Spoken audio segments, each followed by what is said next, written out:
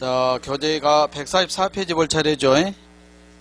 거기에 보면 전번 시간에 세율을 공부했는데 세율도 암기하고 있죠.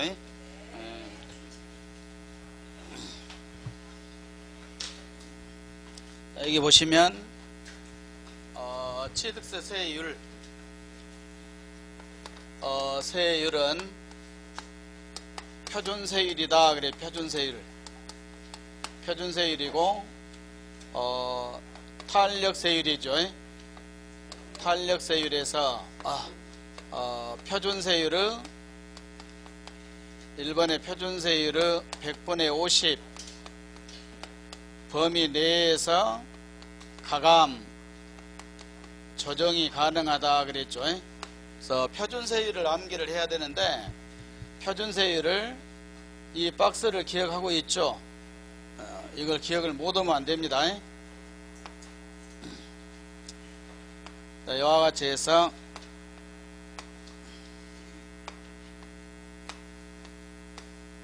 오늘 공부한 내용들이 좀 어려우니까 전번 시간에 공부했던 걸 먼저 보고 기준세율 그리고 유상이 먼저 나오죠. 유상이고 무상에서 증여가 나오고 상속 상속 그리고 원시와 분할 그리고 원시와 분할. 그래서 기준세율이 2% 그랬죠. 유상이 2%, 증여가 1.5% 그랬죠. 여기까지를 암기하고 나머지는 채워 넣으라겠죠. 나머지는 채워 넣어서 얘가 1.5니까 상속은 절반입니다. 0.8 나란히 똑같고 0.8이 되고 아래가 1% 그랬죠.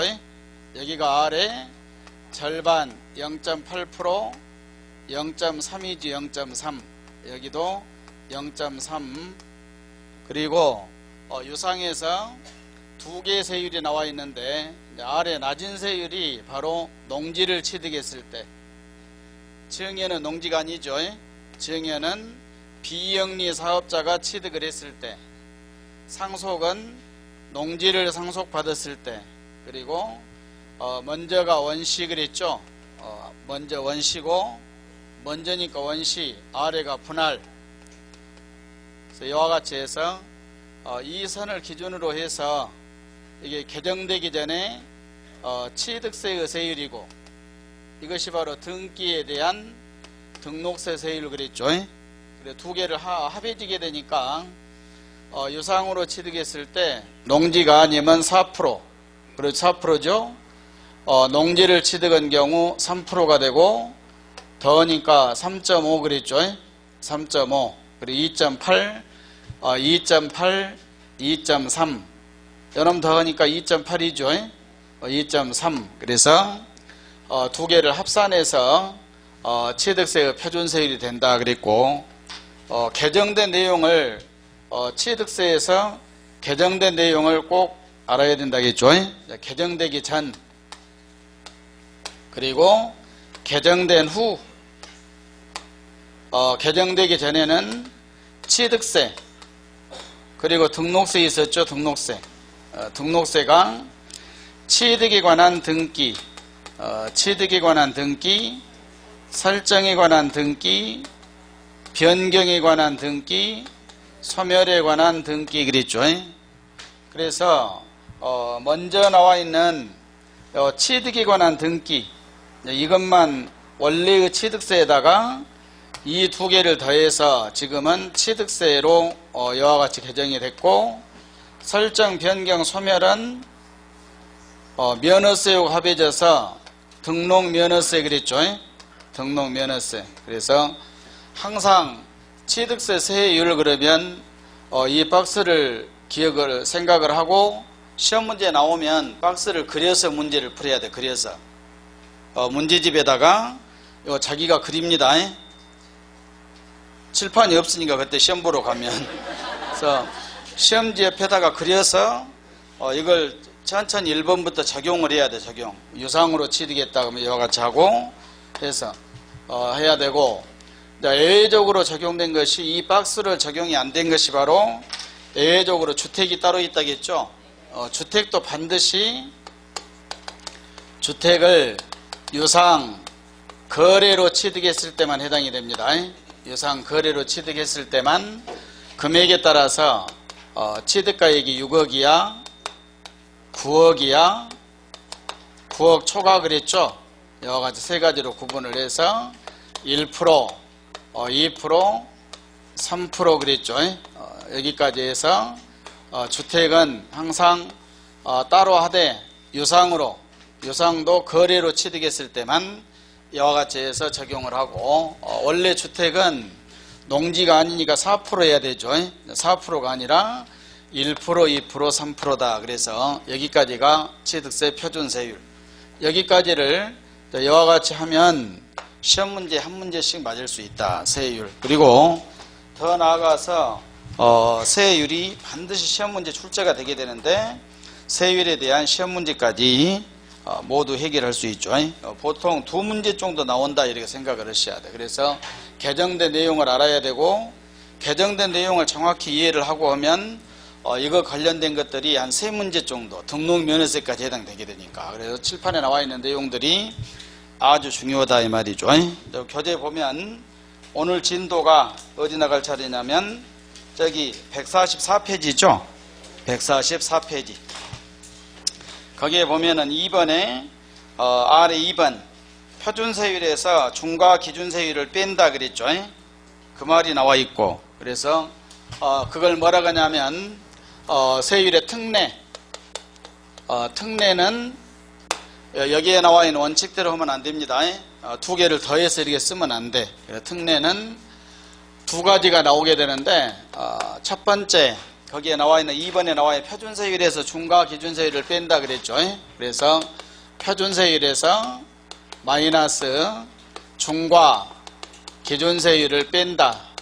이건 암기할 필요가 없고 그대로 그 교재 보고 그러게 하시면 돼. 이거 하나 나와 있고 그 다음에 두 번째로 뒤로 넘어가면 3번에 나와 있죠.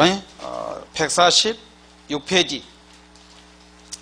거기에 보면은 3번에 중과 기준세율을 적용한다고 나와 있죠. 그래서 두 가지인데 중과 기준세율을 적용한다 그랬죠.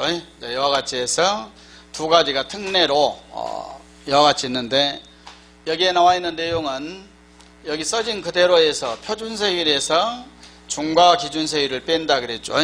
취득세에서 중과 요 기준세율이란 말이 나오게 되는데 기준세율이라고 나오면 여기에 나와 있는 기준세율 있죠. 2%에 해당됩니다. 그래서 중과 기준세율은 2%가 된다 이 말이에요. 여기에도 중과 기준세율로 한다 그래 2%죠. 이와 같이 해서 무슨 말이냐면 취득세 세율은 과거에 이와 같이 개정이 돼서 두 개를 합산해야 되는데 지금 현재 보면 두 개를 더한 것을 표준세율 그랬죠. 표준세율에서 중과 기준세율을 빼라. 두 개 더해서 요놈을 빼라 그렇게 써져 있죠. 2번은 중과 기준세율로 해라 이렇게 돼 있고 그렇게 되니까 우리 세율로 보면 표준세율 두 개 합한 놈이 표준세율인데 그 놈에서 2%를 빼라 이렇게 된 거예요. 그러면 두 개 더한 놈 이런 빼주니까 그러면 이와 같이 4%에서 2% 빼죠. 또 두 개 더한 놈 3%에서 또 얼마를 뺍니까? 3%에서 2%를 또 빼고 그러면 이제 계산 보면 S고 더해갖고 이놈 빼죠. S고 더해서 빼고 이놈을 다 빼주니까 결국에는 이것만 남는다 이런 뜻이야. 그러니까 이걸 자꾸 연습을 해서 어떻게 하냐면 이걸 암기할 필요는 없고 암기는 이 네모를 그릴 줄 안 것으로 끝나는 거예요. 더 이상 할 필요 없어요. 이제 그래갖고 표준세율에서 2%를 뺀다. 그러면 저 생각하고 두 개 더한 놈에서 2% 빼니까 그러면 지금 우리 산수 수학 시간이 아니니까 두 개 더해서 2% 빼고 결국 이것만 남게 되죠. 그래서 이것만 남는다 이런 뜻이야. 1번은. 그리고 2번은 중과 기준세율로 한다. 두 개 더하지 말고 요 2% 기준세율만 적용해라 이런 뜻이고 무슨 말인지 알았죠? 그러니까 항상 요놈을 보고 표준세율에서 2% 빼라. 그러면 저 박스를 생각하고 결국에는 등기에 대한 세율만 남는다 이런 뜻이고. 시험 문제 나오면 이 말이 나오면 요놈을 보고 표준세율에서 2% 빼게 되니까 저 박스를 생각하고 등기에 대한 세율만 남게 되죠. 그러면 등기에 대한 세율만 남게 되는데 그걸 기억을 못해 우리는. 그러죠? 그러니까 여기다 써서 그려 표를 박스를 그려서 이와 같이 해서 저 박스를 이쪽에 취득이고 이쪽이 바로 등기고 이렇게 나눴어. 그러니까 요 선을 기준으로 해서 나눴죠. 그래가지고 여기에 나와 있는 표준세율에서 2%를 뺀다. 그렇게 하니까 취득에 대한 세율은 없고 등기에 대한 세율만 있다. 이렇게 표를 그려서 이 말을 갖고 이해를 하고 저 표를 생각해서 요 표를 만들 줄 알아야 돼. 그럼 이건 만들 줄 알겠죠. 이것은 이제 그대로 하게 되니까 여기가 취득이고 여기가 등기면 기준세율이 2%로 해라. 2%로 해라겠으니까 저 왼쪽에 취득만 적용해라 이 말이죠. 그러니까 이것만 적용해라 이런 뜻이야. 이건 없다 세율이. 무슨 말인지 알았죠? 그래서 원칙은 특례가 아니면 예외적으로 적용하지 않고 원칙적으로 적용하면 두 개를 합산해서 4% 3% 적용해주면 되는데 특례는 특별히 예외적으로 적용된 것은 두 개 더하면 안 된다 이 말이에요.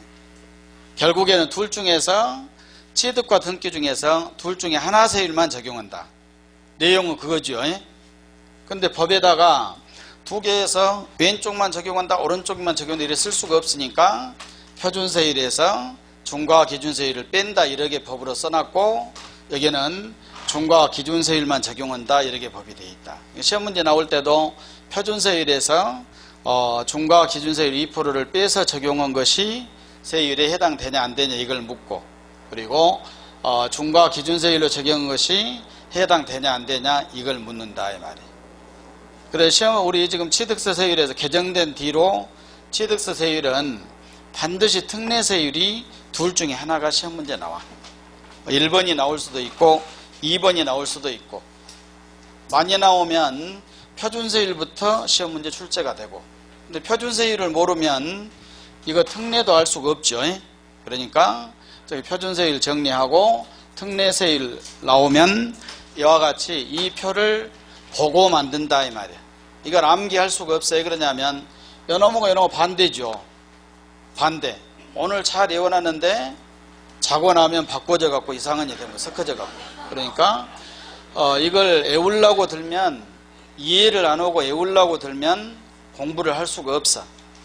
잘못하다가 시험 보기 전에 머리가 어떻게 될 수도 있다. 머리가 어떻게 되면 알죠. 오늘 날씨가 좋으면 상관없는데 비가 오고 그러면 웃고 다니고 그럴 수가 있다. 그래 절대 암기한 것 아닙니다. 이해 박스만 하고 요 두 개는 이해를 해서 시험 문제 나오면 그려서 여기다 이제 찾아내시면 돼. 여기는 어떤 내용을 알았으니까 이 내용이 뭐냐면 취득에 대한 세율이고 등기에 대한 세율이야. 그러니까 등기에 대해서 세율만 적용하고 취득의 세율은 없다 이런 뜻이야. 그러니까 부동산을 취득한 것에 대한 세금이 옛날에 취득세고 등기에 대한 세금. 그러니까 등기에 대한 세금만 되고 취득에 대한 세금은 없다. 어떤 것들이 여기에 해당되냐면 새로운 취득으로 볼 수 없는 것. 취득은 아닌데 등기를 하니까 등기에 대한 세금을 낸다. 그리고 여기는 뭔 말이냐면 취득에 대한 세금만 내고 등기에 대한 세금은 없다 이런 뜻이죠. 그러면 결국에는 뭐냐면 등기를 안 하니까 등기자산이 아니야. 등기를 안 하니까 등기에 대한 세금 없고 취득에 대한 세금만 낸다. 여러분들이 보면 뭐 부동산을 취득했을 때 등기를 하냐 안 하냐는 구분할 수 알죠. 등기를 하냐 안 하냐는 다 알고 있는 것이다. 그래서 그와 같이 이해를 하고 내용을 보게 되면 140 먼저 4페이지 아래 2번 나와 있죠. 이거 시험 문제 딱 한 문제니까 이해만 하면은 한 문제를 그냥 맞을 수 있는 거. 절대 암기해서 풀 수가 없어. 다만 한두 개 정도는 외워야 될 것들이 있죠. 그래서 이해로 안 된 것만 145페이지로 가게 되니까 1번 나와 있죠. 가로 1번 찾았습니까? 환매 등기를 병행하는 부동산의 매매로 환매 기간 내에 매도자가 환매한 경우 그 매도자와 매수자가 취득 그랬죠. 그래서 그냥 1번을 그대로 읽으시면 돼. 1번이 환매권 행사로 인한 취득이 있죠. 환매가 나와 있죠. 그래서 여기 보면 앞으로 이런 환매가 나오면 취득세에서 환매권 행사로 인한 취득이다. 그러면 두 가지로 나눠집니다. 환매권 행사로 취득을 했는데 환매가 첫 번째는 법률에 의해서 법에 의해서 한 경우가 있고 두 번째는 법에 의하지 않는 경우로 나눠진다. 법에 의하지 않는 경우가 바로 환매 등기를 병행하는 부동산의 매매로 취득한 경우 이런 식으로 돼. 그래서 그냥 어떠한 법이든 법에 의해서 한 것이고 이건 법에 의한 경우가 아니다. 2번은 그런 거죠. 그러면은 항상 우리는 적용을 할 때 법률에 의해서 법에 의해서 이 환매권 행사로 취득한 경우는 법에 의한 경우는 강제성을 띠고 있는 거예요. 여러분들이 법에 의해서 나에게 무엇이 적용이 되면 그대로 적용을 따라야 돼. 자기 마음대로 법에 의해서 적용을 하는데 나는 안 한다 그렇게 할 수가 없다 이 말이에요. 수용도 그러죠. 수용은 여러분들 부동산에 수용하면 어쩝니까? 기분 나빠도 그대로 보상받고 끝내야 돼. 나 거기에서 내 부동산이 수용되는데 나는 거기에는 수용할 수 없다. 이렇게 할 수가 없다 이 말이에요. 무슨 말인지 알았죠? 그래서 대부분 이제 공익사업들이 과같이 하게 되니까 그러니까 앞으로 법에 의한 경우 나오면은 이건 자기 마음대로 하고 안 하고 그렇게 결정을 할 수가 없다. 그대로 따라야 돼.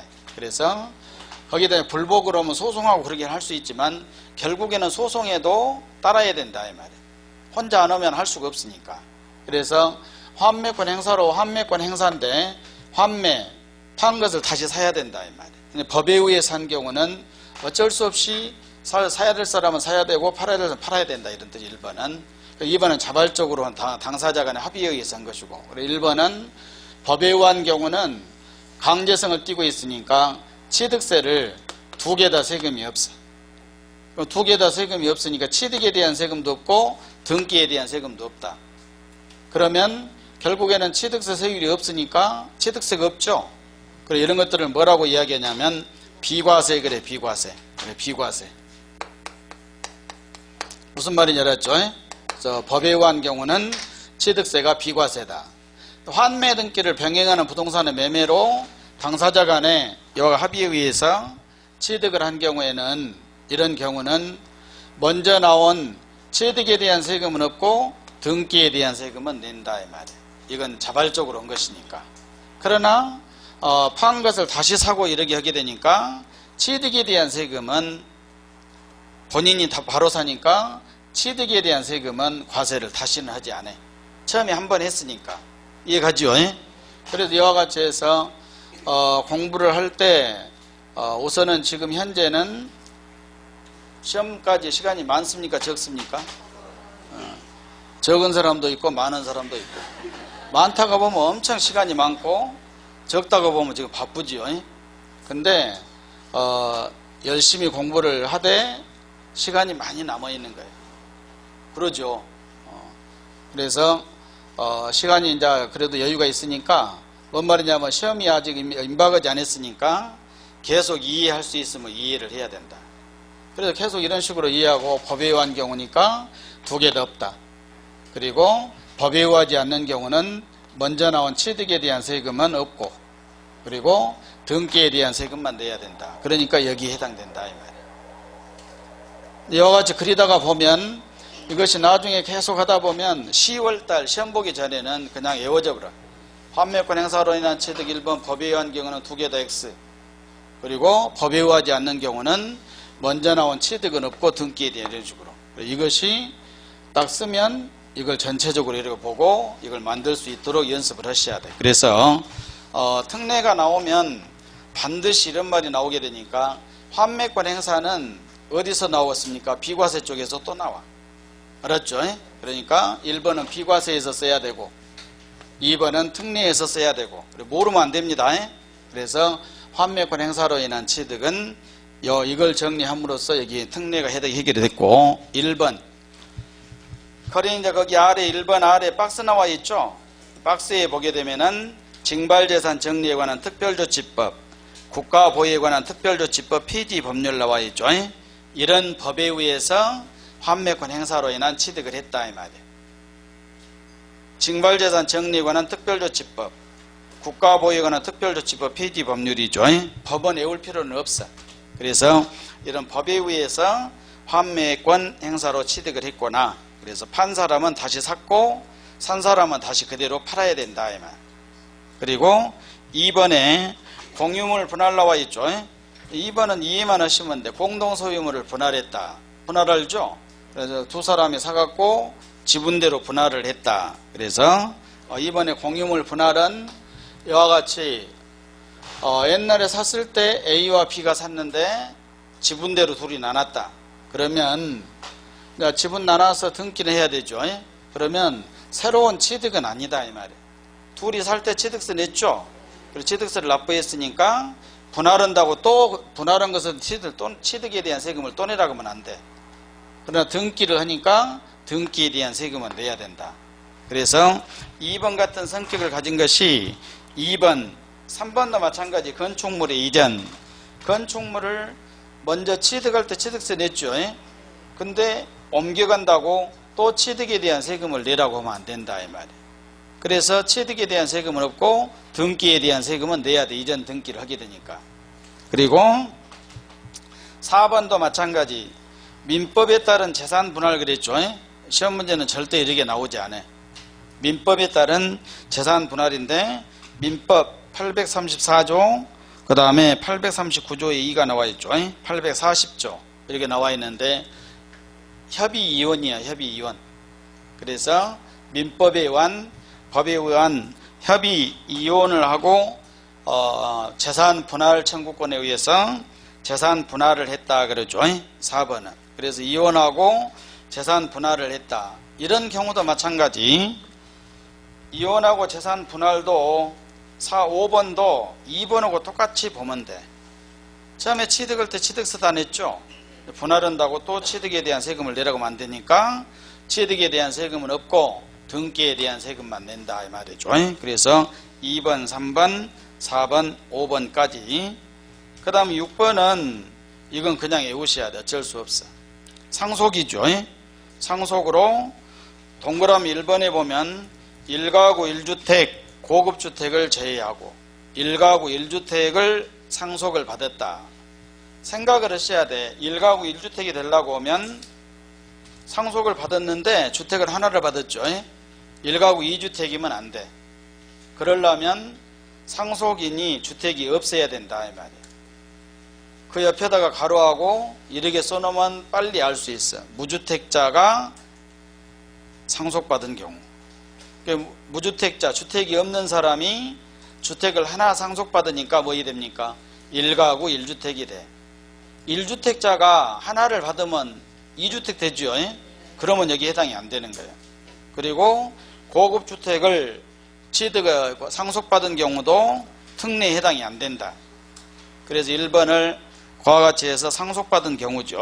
뒤로 넘겨서 동그라미 2번에 보게 되면 취득세 감면 대상이 되는 농지를 취득했다. 농지를 상속받았다 이 말입니다. 그래서 농지를 상속받은 경우, 취득세 감면 대상이 되는 농지를 상속받은 경우 두 가지죠. 1번이 뭐에 대해 상속은 1가구 1주택, 그리고 자격농민이 농지를 상속받은 경우, 이런 경우는 이와 같이 해서 취득에 대한 세금은 없고 등기에 대한 세금만 있다.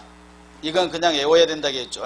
왜 외워야 되냐면 개정되기 전에 여러분들의 세법을 옛날부터 지금까지 해서 매년 개정되면 개정된 거 체크하고 공부를 하면 이걸 쉽게 알 수 있는데, 개정되기 전에 취득세가 있고 등록세가 있었는데 그와 같이 1가구 1주택을 상속받았거나 농지를 상속받으면 옛날에 취득세는 비과세, 등록세는 과세, 그래서 과세.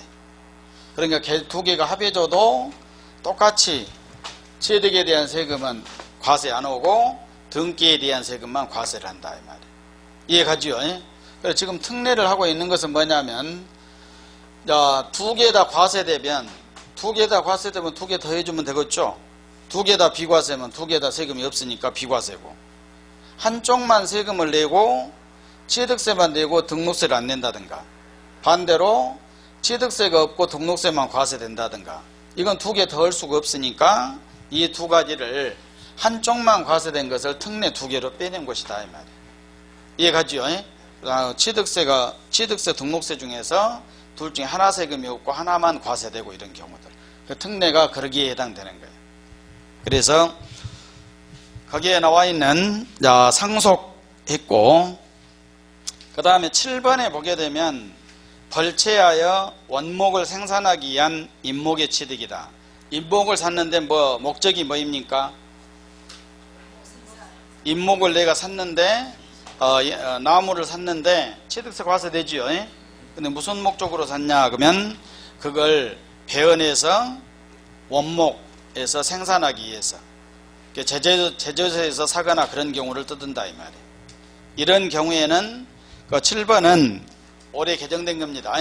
추가된 거니까 그냥 무엇은 없다. 취득에 대한 세금은 없고 등기에 대한 세금만 낸다. 뭔 말인지 알았죠?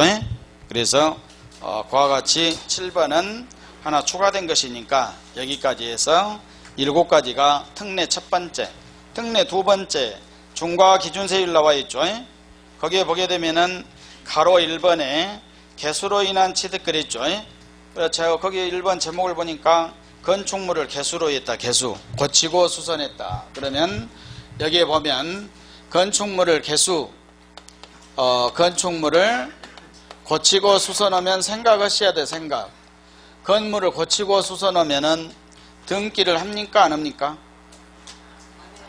여러분들이 집에 있는 건물을 고치거나 수선하면은 수선하고 그에 대한 등기를 합니까 안 합니까? 안 하면 아는 사람은 등기를 안 하니까 등기에 대한 세금은 없다. 취득은 그래도 취득에 대한 세금은 내야 돼. 건물을 고치고 수선했을 때 등기 안 한 사람은. 알았죠? 다시 또 건물을 고치거나 수선하면 등기 합니까 안 합니까? 안 한 사람 빼고 이제 빠지고. 등기 한 사람 있습니까?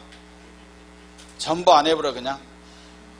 우리는 전부 안 하니까 안 한 걸로 오고 시험 보러 그냥 가면 돼. 혹시 등기를 했던 사람은 그럼 건물을 고치거나 수선한 사람이 등기를 했다 그러면 무슨 등기를 했겠습니까? 등기 중에서 무슨 등기를 해야 돼? 건물을 고치고 등기소에 가서 등기를 한 사람은 무슨 등기를 했겠습니까?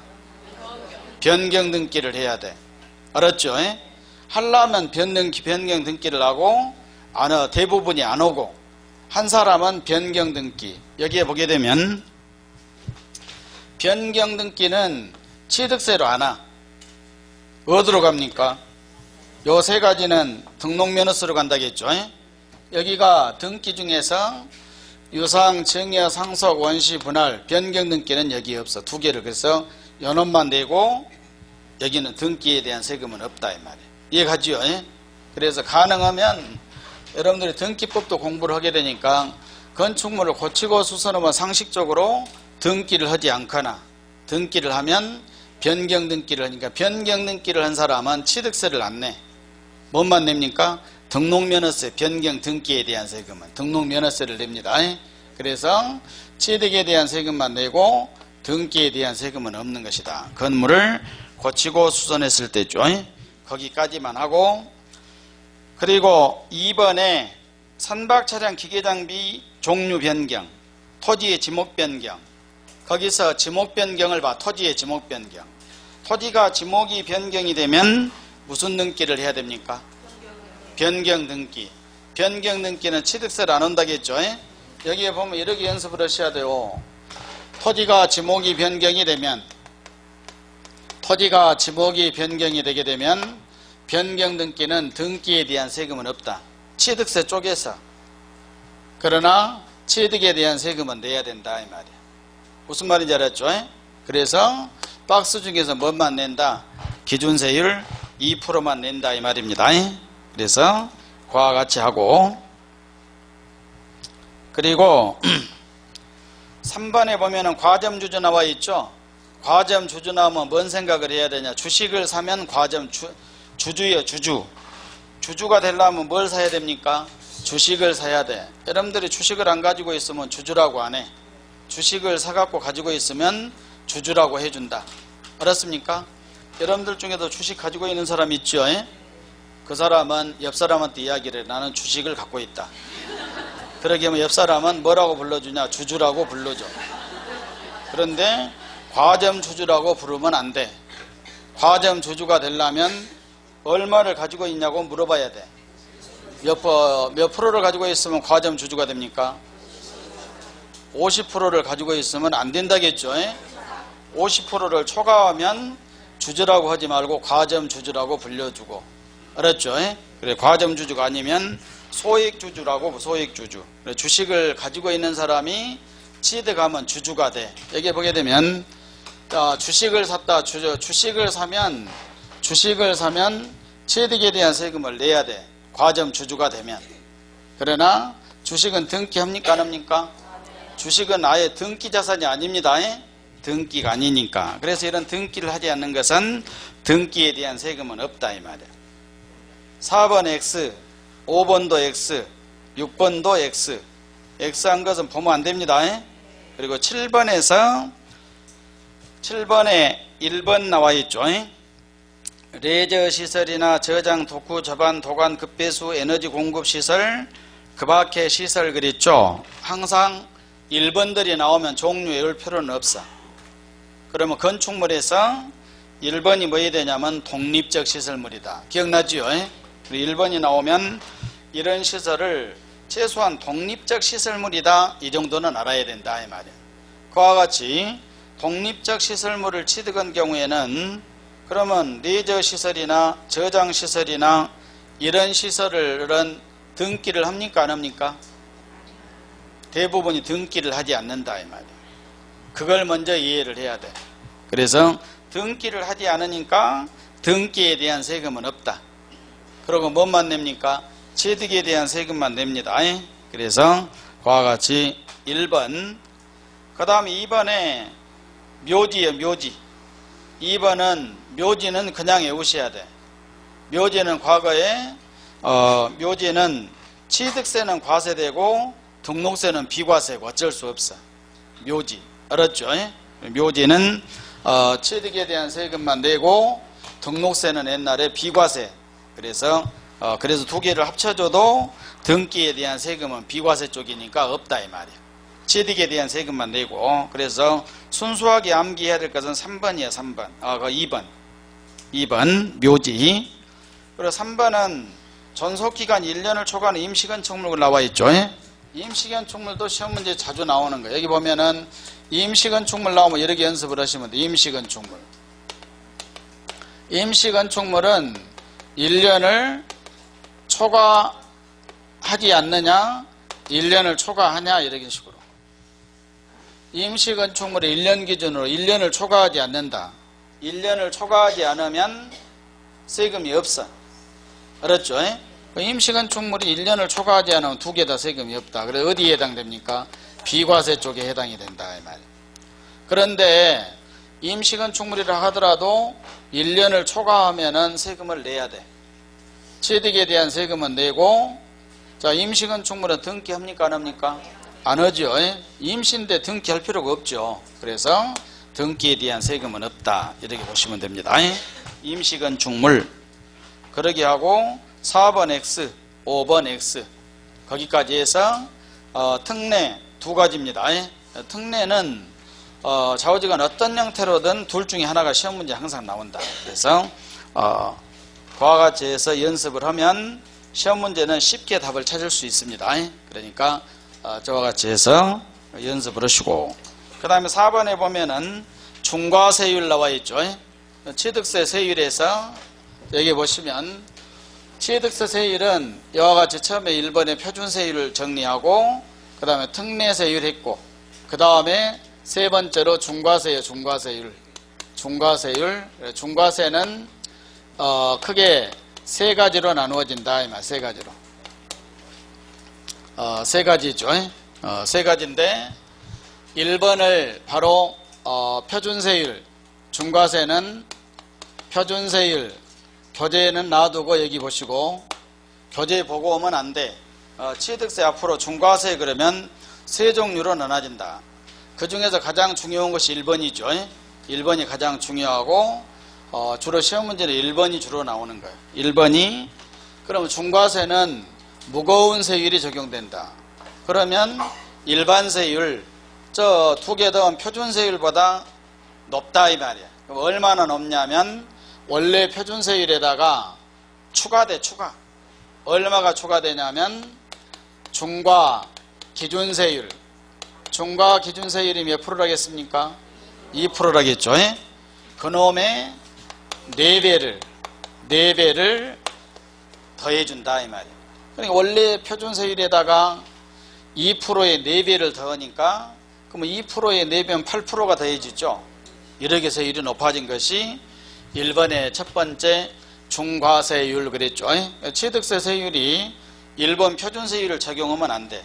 여기에 해당되면 원래 표준세율에다가 2%의 4배를 더해서 저게 만약에 저 유상취득을 했을 때 유상취득에서 농지가 아니면 4%죠.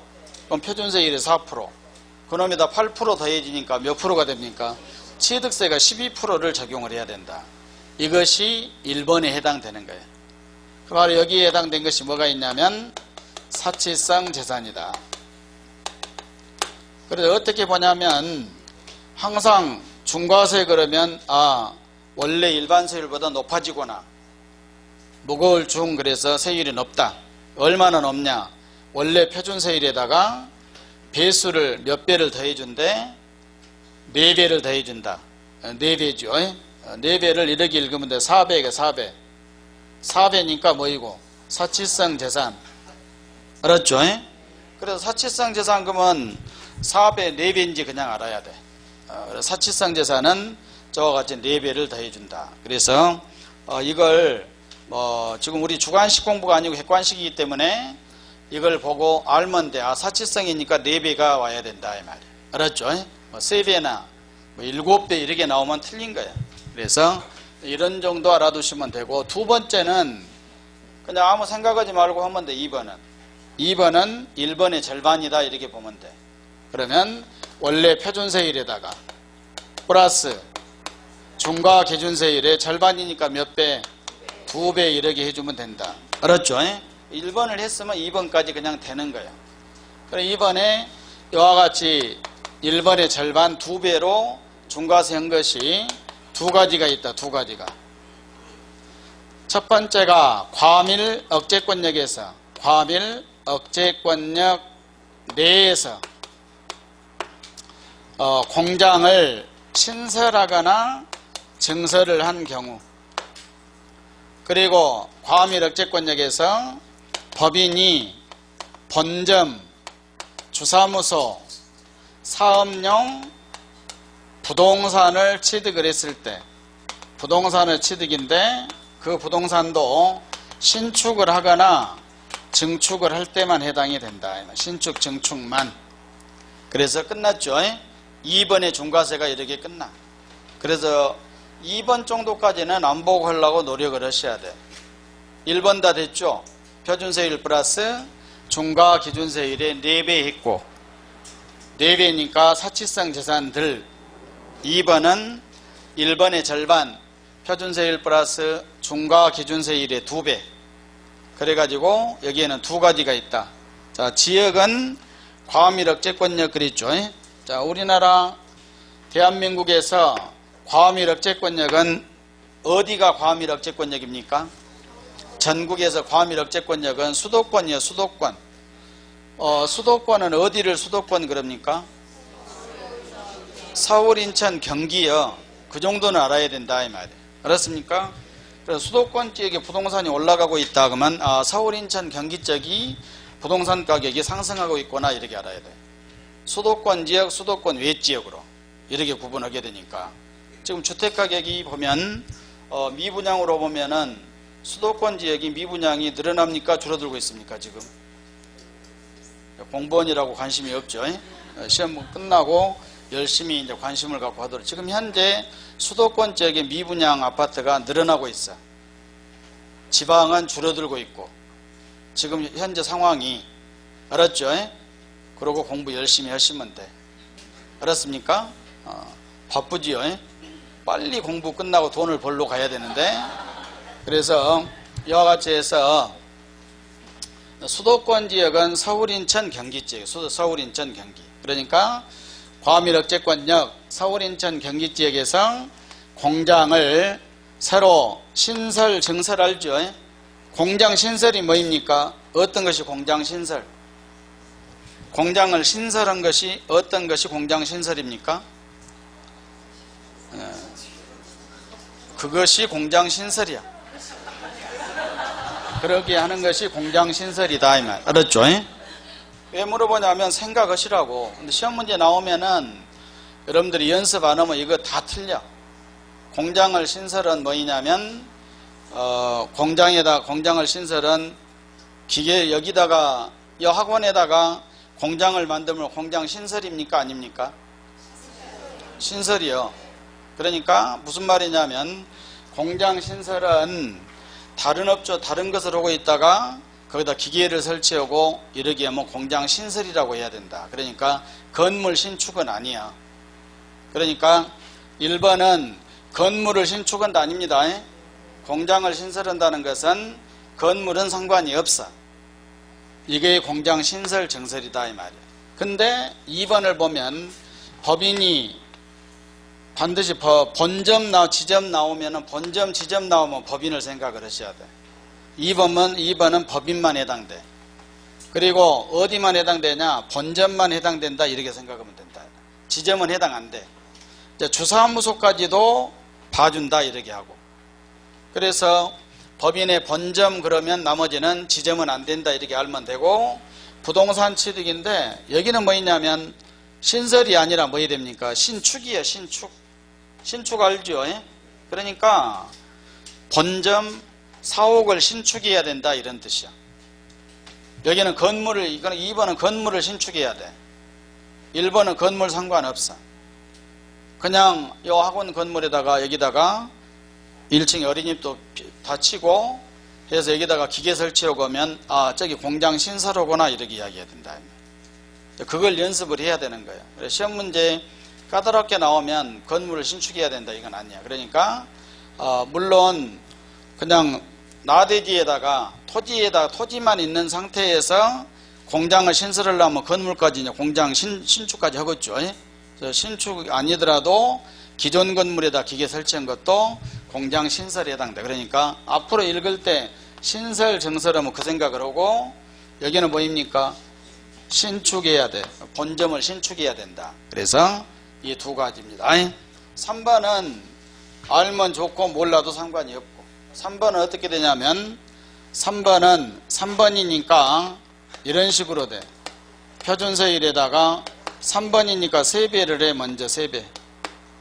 3번 그러면서 모르면 안 돼. 3번 그러니까 3배 한다 이 말. 표준세율에 3배를 해. 그러고 마이너스 2번을 그대로 빼. 중과 기준세율에 2배를 빼죠. 알았죠? 그래갖고 여기에 해당된 것이 두 가지가 있다. 여러분들은 두 가지가 있는데 2번하고 똑같다 이렇게 그냥 생각하시면 돼. 알았습니까? 엄밀히 따지면 좀 범위가 달라. 그러게 하지만 우리 시험 문제 3번이 지금 거의 출제가 안 되니까 2번도 잘 나오지 않아. 주로 시험 문제 1번이 나오고 많이 나오면 2번 정도까지 뿐이 안 나오게 되니까 1번, 2번 정도만 알고 있으면 된다. 그리고 3번 하면서 3이니까 3배 해갖고 2번을 뺀다 이렇게 하면 된다 이 말. 알았습니까? 그러게 연습하면 되고 여기에 보면 자 3번은 2번이나 3번은 세율로 따지면 똑같아. 2번의 세율이나 3번의 세율이 똑같다 이 말이야. 2번, 3번의 세율이 같아. 대입을 해보니까 유상취득에 4%짜리라고 하면 표준세율 몇 프로? 4%. 2%의 2배니까 4%. 2개 합하니까 8%. 여기는 표준세율 4%. 3배 하니까 12%에서 4% 빼니까 도로 몇 프로? 8%. 그러니까 2번의 세율이나 3번의 세율은 똑같다 이 말이에요. 그러면 3번에서 표준세율이다 3배 해갖고 2번하고 세율이 똑같으려면 중과 기준세율의 2배를 빼줘야 되겠죠. 이해갑니까? 그래서 3번을 찾아내는 거예요. 그런 식으로. 그러니까 처음에 공부를 할 때 암기를 위주로 하면 바로바로 공부할 때는 쉬운데 돌아서면 잊어불고 오래 해야 돼. 오래. 그러니까 암기 위주로 공부를 한 사람은 아무 생각 없이 암기 위주로 한 사람은 공부를 오래 해야 된다. 항상 제가 오래 해야 된다 이 말은 올해는 합격을 못한다 이런 뜻이야. 그럼 언제 합격할 수 있냐? 내년도 보장을 못해. 그러니까 최소한 보면 그래도 계속 외운 사람은 재수도 안 되고 3수 정도를 해야 된다. 알았죠? 재수라도 해갖고 합격하려면 그래도 이해가 좀 돼야 돼. 근데 무작정 외운 사람들 있죠. 우리가 외울 때는 이거 딱 외워불고 공부 끝. 근데 공부하기는 쉬워. 근데 나중에 가면 기억을 못한다. 그러니까 여러분들은 더욱이 암기력이 떨어지니까 절대 그렇게 하면 안 돼. 그래서 객관식이기 때문에 여러 개만 알아두면 돼. 2번이니까 2배, 1번은 사치성이니까 4배. 알았죠?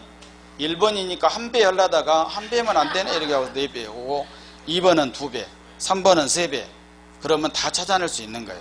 그리고 2번이니까 2종류 이렇게 나오고, 1번은 따로 이제 중요하니까 놔두고 이런 2가지 과밀 억제권력. 시험 문제는 이런 거 물어본다. 알았죠? 그래서 이와 같이 하고, 그리고 여기서 주로 시험 문제는 1번에 사치성 재산들이 주로 시험 문제 나온 겁니다. 그래서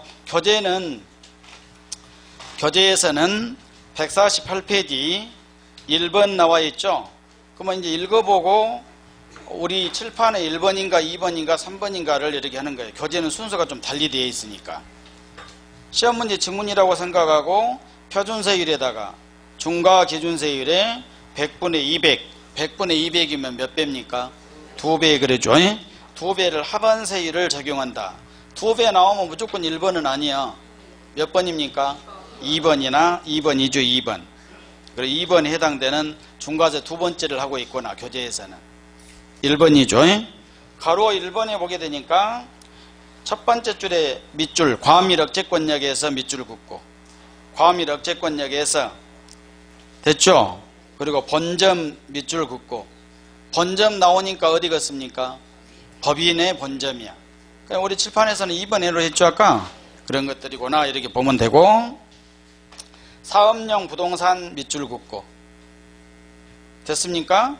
가로에 신축 증축 밑줄 긋고, 반드시 과밀 억제권역에서 법인 그러면 본점만 해당되고, 그리고 부동산 취득이 돼 그 부동산을 어떻게 해야 된다? 신축 증축을 해야 중과세가 된다. 신축 증축이 아니면 중과세 안 됩니다. 그래, 그런 정도로 보시고, 그리고 2번에 보게 되니까 아래 2번으로 내려가서 보게 되니까 과밀 억제권역 밑줄 긋고, 가로 산업단지 유치지역 공업지역은 제외 밑줄을 긋고, 공장을 신설 증설인데 산업단지까지 중과세를 하면 안 되겠죠.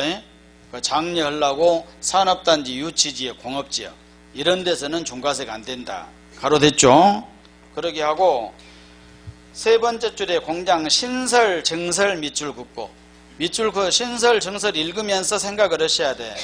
신설이니까 신축은 아니다겠죠. 그런 것들이 신설 있는 공장에 증설했을 때 중과세에서 여기까지 됐고, 2번에 보면 표준세율의 100분의 300, 표준세율이다 3배를 곱했구나. 그러니까 우리 3번 세 번째죠. 중요치 않는 것들. 그래갖고 중과 기준세율의 100분의 200을 뺀다 그랬죠. 이제 뭔 말인지 알겠죠. 볼 줄만 알면 되고, 2번은 하지 않는다 내용을. 알았습니까? 그러게 하고 혹시 그 2번에서 저기 아래 참고하기 박스 하나 나와 있죠? 거기에 보면은 대도시란 그랬죠? 여기서 대도시는 과밀 억제권력을 의미한다 이 말이에요. 뭔 말인지 알았습니까? 대도시는 어디를 뜻한다?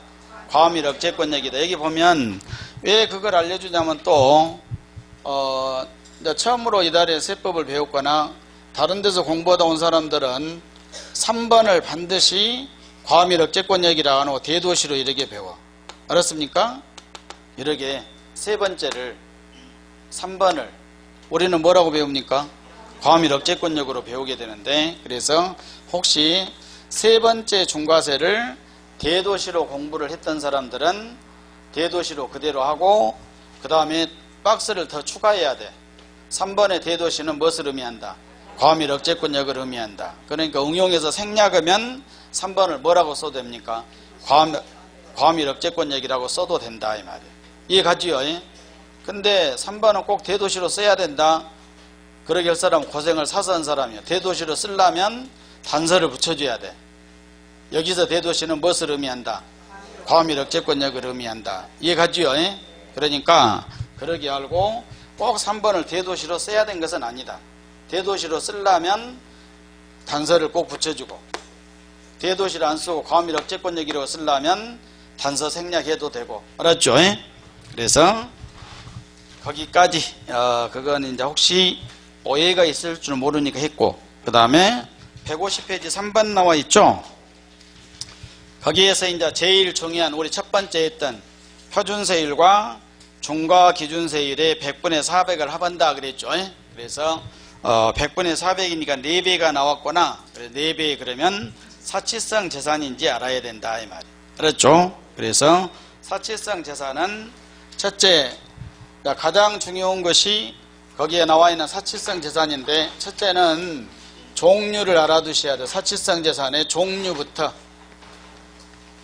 그와 같이 중과세에는 사치성 재산의 종류, 사치성 재산 그러면 별장, 골프장, 고급 오락장, 고급 주택, 고급 선박. 그래서 이와 같이 사치성 재산이 5가지가 있다. 그래서 먼저 사치성 재산의 종류를 기억을 해야 된다 이 말. 알았죠? 그래서 시험 문제가 이게 잘 나와.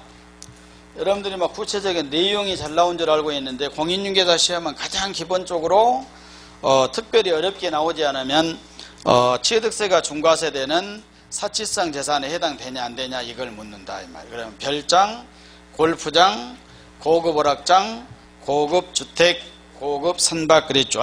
5가지. 시험 문제 나오기가 아주 좋아. 5가지로. 그래서 5번에 나와 있는 선박은 부동산이 아니기 때문에 공인중개사 시험에서는 거의 안 다뤄. 항상 공인중개사 시험에는 뭐 위주로 나온다? 부동산에 관련된 것만. 그러니까 사치성 재산이 5가지가 맞는데 선박은 부동산 아니지요? 그러니까 거의 출제가 안 되고 이와 같이 4가지 갖고 나온다 이 말이에요. 알았습니까? 그리고 넓게 보면은, 넓은 의미로 보면 요 3가지가 다 뭐이 됩니까? 중과세 대상이야. 시험 문제를 보면 잘 보셔야 돼. 취득세 중과세 대상이 아닌 것 찾아라. 1번도 중과세, 2번도 중과세, 3번도 중과세. 알았습니까? 중과세 제목, 그러니까 넓은 의미로 중과세는 3가지야. 그 중에서 구체적으로 표준세율 플러스 중과 기준세율의 4배로 중과세 된 것은, 그러게 물어보면 조금만 이야기를 해줘야 돼. 알았죠? 그러니까 문제를 읽을 때 지문이 아니라 문제를 잘 보라고. 다음 중 취득세 중과세 대상이 아닌 것 찾아라. 그러면 이것이 다 중과세야. 알았죠?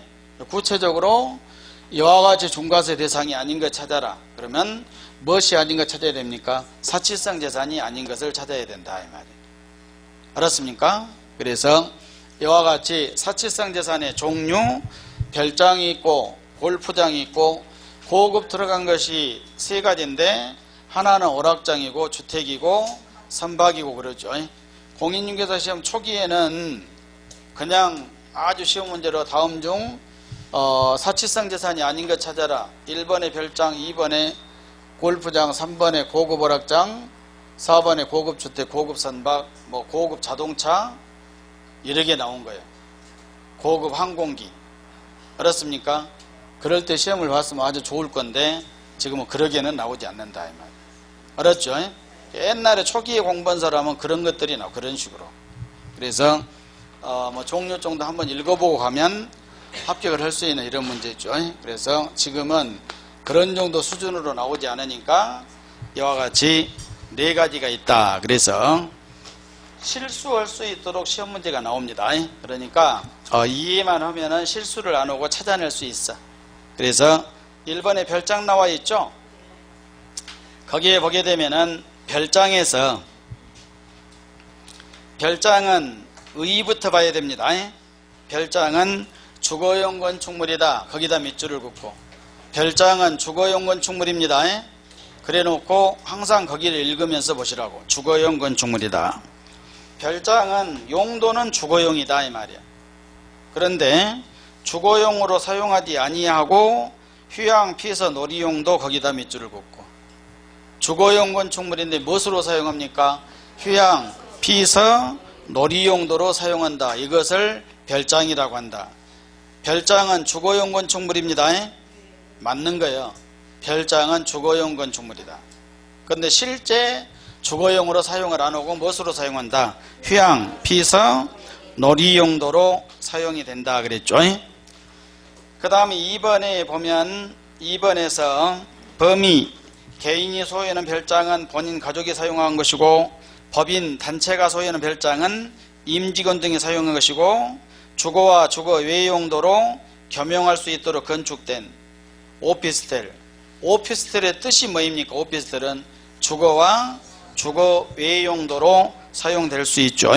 주거 용도로 써도 되고 주거 외 용도로 사용해도 되고 두 개를 겸용해도 되고 이와 유사한 건축물로 사업장으로 사용하고 있음이 사업자 등록으로 확인되지 아니한 것은 별장으로 본다 이 말이에요. 오피스텔을 샀으면 반드시 무엇으로 사용해야 된다? 사업자 등록증이 있고 사업용으로 사용이 되면 별장이 아니고 오피스텔 사업용 건물로 봐주고 그런데 그것을 사업자 등록증이 없이 사용을 하면은 무엇으로 본다? 별장으로 보겠다. 알았죠? 근데 지금은 요놈에다 좀 추가해야 돼. 우리 세법에서는 오피스텔은 먼저 구분을 어떻게 하냐면 주거용으로 사용하면 주택으로 보고 알았죠? 주거용으로 사용하면 주택으로 봅니다. 근데 주거용으로 사용 안 하면 오피스텔로 보고 오피스텔 중에서 별장이 되고 별장이 안 되고 그럴 수가 있어요. 알았죠?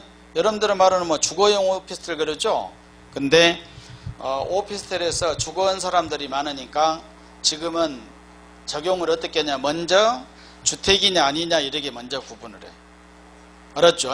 그러니까 만약에 오피스텔을 주거용으로 사용하면 주택으로 일단 보고 그 다음에 주거용으로 사용이 안 되면 오피스텔로 봐서 그것을 사업자 등록증이 있고 사업용으로 사용되면 오피스텔로 봐주고 사업자 등록이 주거용도 아니고 주거용으로도 사용 안 하고 그 다음에 사업자 등록도 없이 사용이 되면 뭐가 됩니까? 별장이 됩니다. 그래서 그와 같이 구분하시고 그 다음에 3번에 부속토지 경계가 불분명하면 울타리 담장이 없이 그냥 사용하고 있다. 그럼 바닥 면적의 몇 배까지입니까? 10배까지를 부속토지로 봅니다. 4번에서 중과세에서 제외되는 경우 농어촌주택. 자, 농어촌주택은 별장에서 제외를 해준다 이렇게 보시면 돼. 여러분들의 농어촌주택은 성격상 별장입니다. 먼저 그걸 알아야 돼. 지금 광주에 살고 있으면서 저 농촌에 농어촌주택을 하나 사서 놔뒀다. 그러면 성격상 별장이다. 왜 그럽니까? 주거용으로 상시 주거 안 하죠? 무엇으로 사용합니까? 휴양, 피서, 놀이용도로. 주말에 한 번씩 가서 이용하고 그러니까 딱 별장이 되는 거예요. 그런데 농어촌주택은 별장에서 제외를 해주겠다. 근데 규모가 있죠. 1번의 대지 면적은 660제곱미터 이내에다 밑줄을 긋고, 건물 면적은 150제곱미터 이내에다 밑줄을 긋고, 이내니까 면적이 커야 됩니까? 적어야 됩니까? 적어야 봐주겠다. 건물 가격 6,500만원 이내지요. 이내에다 밑줄을 긋고, 그래서 기역 니은은 규모가 커야 된다, 적어야 된다? 적어야 농어촌주택을 별장에서 제외를 해주겠다. 그리고 디귿, 다음 어느 하나에 해당한 지역에 있지 아니해야 된다 이 말이에요. A, 광역시의 군지역이나 수도권 지역에가 있으면 안 된다. 알았죠? 수도권 지역의 농어촌주택은 농촌으로 볼 수가 없으니까. 그리고 B는 도시지역, 허가구역이면 안 된다. 세 번째, 지정지역 그랬죠? 여러분들이 알고 있는 투기지역이에요. 투기지역. 투기지역에가 농어촌주택이 있으면 별장으로 본다. 그리고 네 번째, 관광단지에 관광단지에 농어촌주택이 있으면 별장으로 보겠다. 여기까지 해서 사치성 재산에서 가장 중요한 것이 별장입니다. 시험 문제에서 1번이 잘 나오니까 별장은 세 가지로 구분해 꼭 알아야 돼. 첫 번째, 별장이 개념, 의. 두 번째, 오피스텔 정리. 알았죠? 그리고 세 번째, 부속토지 경기가 불분명할 때는 언제나 10배로 보는 것이고, 그 네 번째로 나온 농어촌주택은 별장에서 제외를 해주겠다. 다만 기역 1번, 2번은 기역 니은은 면적 외울 필요 없습니다. 외울 필요 없는 것이 아니라 못 외워 우리는. 알았습니까? 그러니까 그냥 이해만 하시면 돼. 농어촌주택은 별장에서 제외를 해주되 면적이 커야 된다, 적어야 된다? 적어야 된다. 가액도 적어야 된다. 이렇게만 보시면 되고, 그리고 디귿에 나와 있는 이해만 하고, 농어촌주택이니까 수도권 지역이 있으면 안 된다. B는 도시지역이 있으면 안 된다. 당연히. 그리고 허가구역. 그 다음에 C, 투기지역. D, 관광단지는 농어촌주택으로 볼 수 없죠. 네 가지를 이해를 하고, 그래서 여기까지 별장까지. 이번에 골프장 나와 있죠? 거기서부터 쉬었다 하겠습니다.